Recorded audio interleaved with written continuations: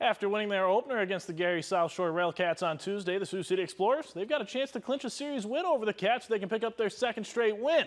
RailCats, they enter the night at just 2-8 on the young season. We'll begin things in the top of the second. X is up 1, but Elvis Peralta says, hey, how about a little less conversation, a little more action? He sends a rocket into the right center gap. That brings in a run to tie things up at 3. RailCats with them loaded now, but, hey, double plays. They're as easy as, well, there's 1, here's 2. And they'll just throw it on over to 3. How about that? The unconventional double play gets the Lewis and Clark crew out of the inning. X is looking to respond in the bottom half.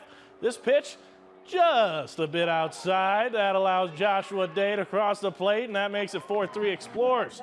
Next batter, Henry George, and Henry.